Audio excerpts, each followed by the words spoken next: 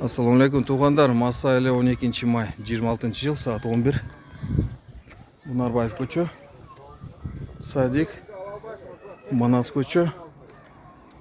Азыр биз райондун жетекчилери жүрөт. Архитектура, начальник ГАИ, айыл өкмөт, ДЭП, управление капстроительства. Кайсы жерлер перекресткалар кооптуу, кайсы жерге кандай знак коюш керек деген маселе менен жыл сайынкы ушундай иш-чара экен. Буюрса азыр өзүбүздүн билгендерди дагы айтып бердик.